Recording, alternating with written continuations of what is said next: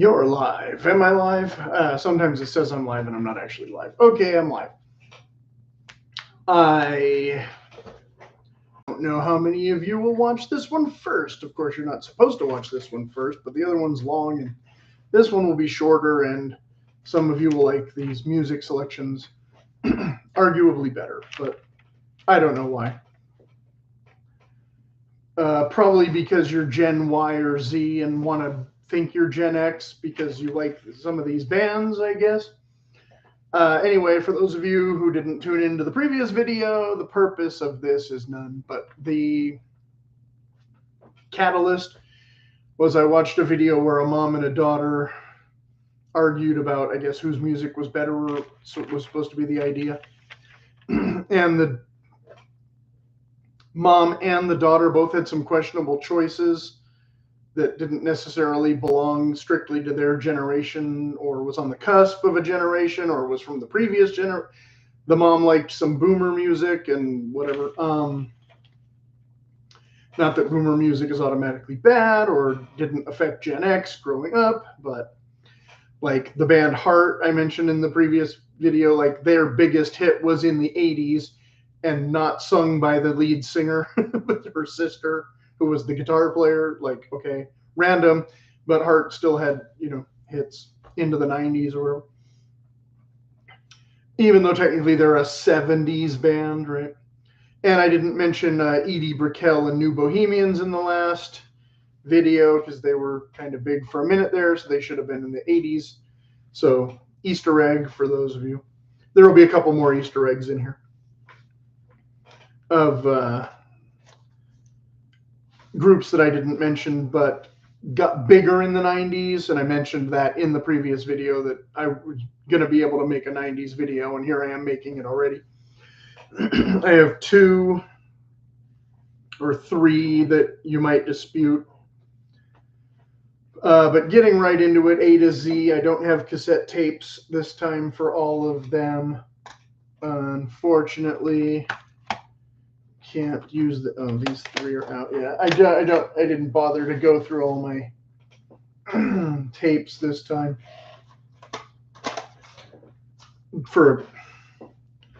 I don't have most of them anymore anyway, so it didn't matter.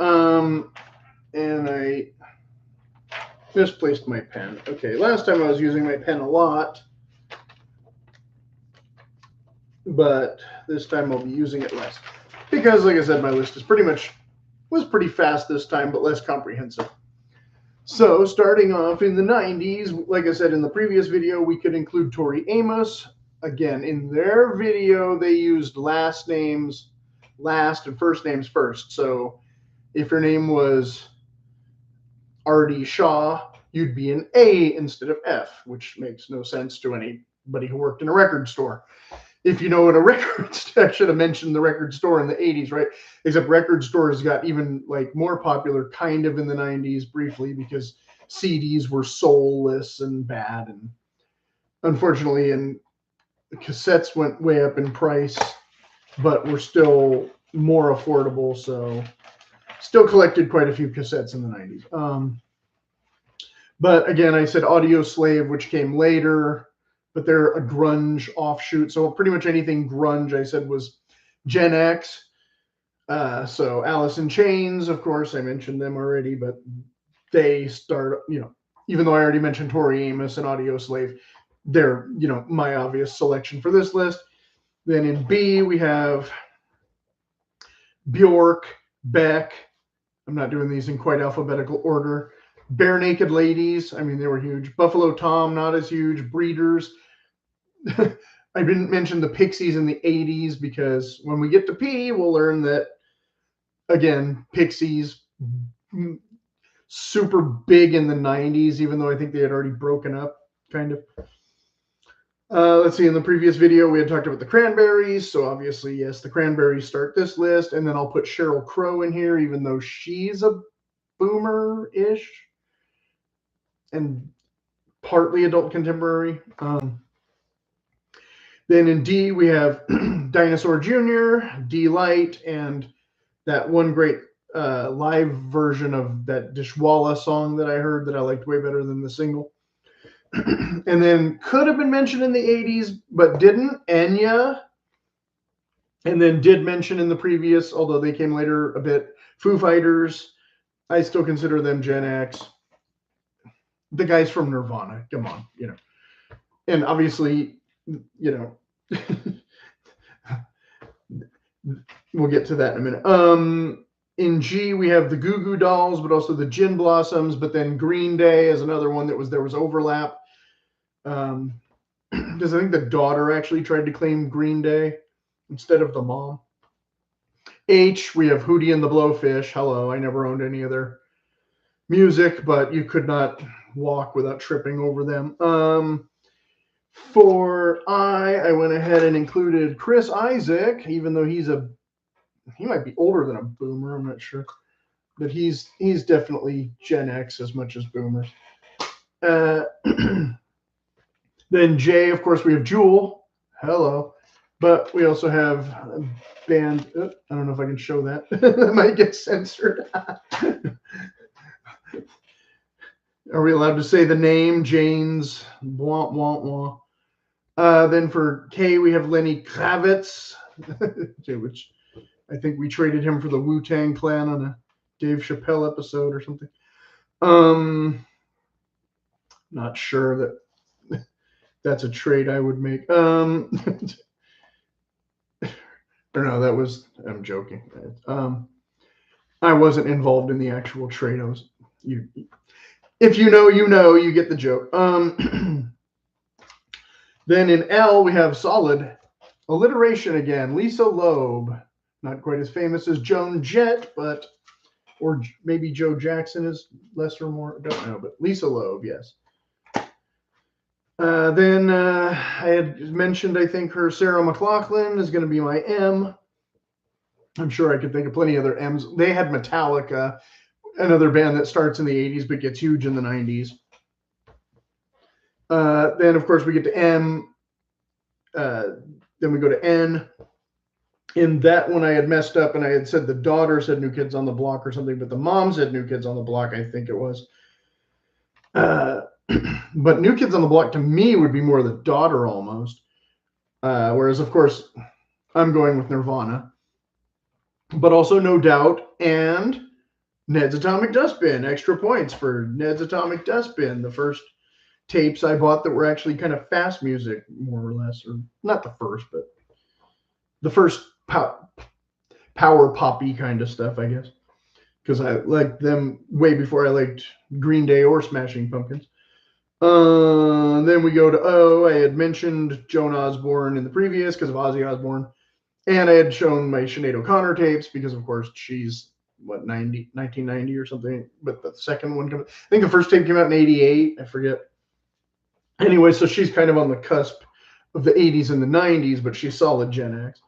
And, of course, Oasis, which started to get to the cusp of the Gen Ys. Gotta say that.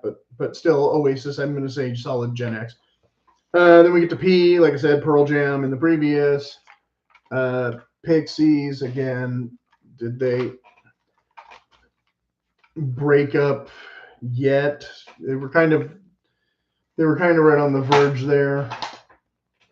But they were definitely still around after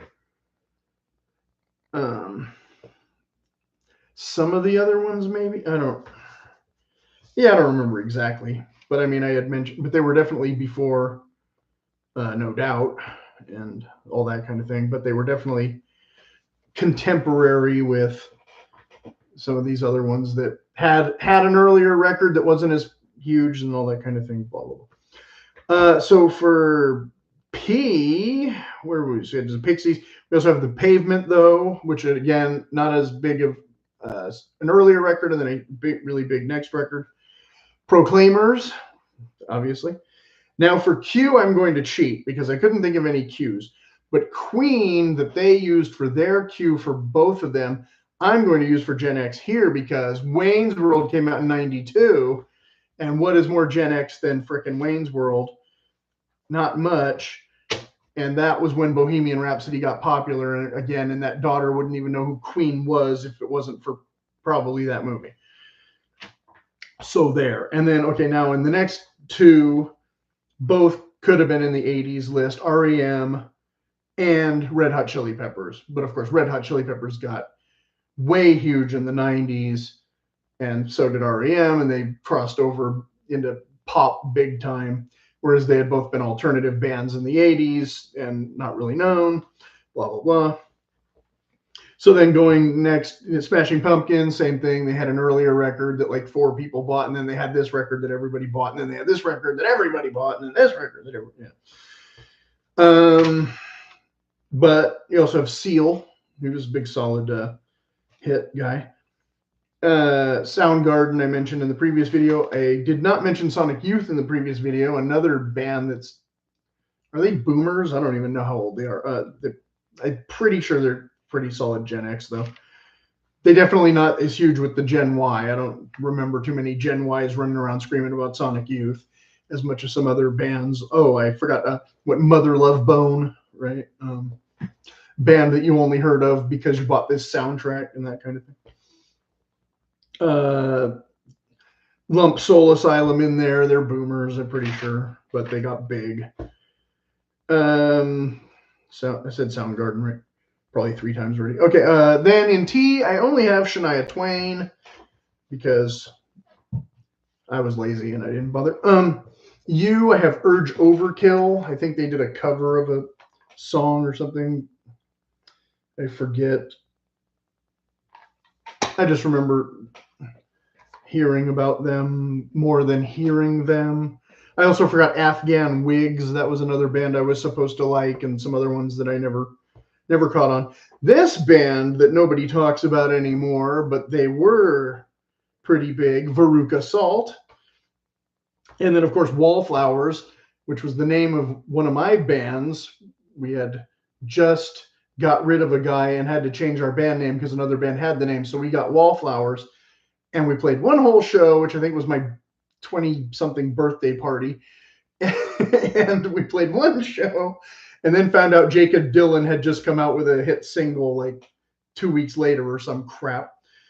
And so, yeah, we had to change our name again. So we were no longer the Wallflowers after one whole show. Next to Wallflowers, we have Weezer. Not another band that, well, they started off pretty big and then they got bigger, I think. So Gen Y might try to claim them for their later stuff, but Weezer was definitely around the same time as Nirvana.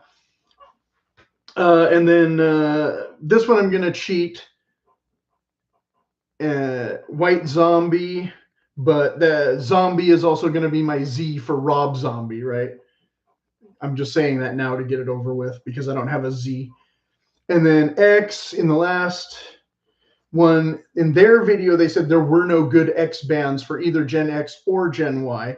And again, I come back to XTC, who again was pretty big in the 80s and then arguably even better or bigger and better with the double album right in the beginning of the early 90s. And I think that was around 92 as well. And hopefully not too anticlimactic because again, I could put Weird Al in every single decade, right? But instead of Weird Al, I'm putting Dwight Yoakam, another country artist who's kind of crossover E, but not as much as Shania Twain. Dwight Yoakam in Y. And then, like I said, Rob Zombie, I think we can put in Z. He's popular with Gen Y, but he's still Gen X, pretty solid, right? And some of their choices, I listed most of them in the previous comments, so I'm not going to do all that now. Yeah, a couple of them were, like I said, like the mom taste and my taste are just not the same taste. She obviously doesn't listen to a whole wide spectrum of music, and the daughter listens to an even narrower spectrum of music. So again, I was not even going to comment on the daughter's music because I'm not going to claim that I know that much about Gen Y music, but I really felt like the mom missed a lot of golden opportunities of really blatant Gen X music. So this video is about half the length of the previous one. So if you weren't too bored, you can go back and watch that one and leave comments in the section if you feel like asking questions or Want to insist that there's a band that starts with Q that I missed.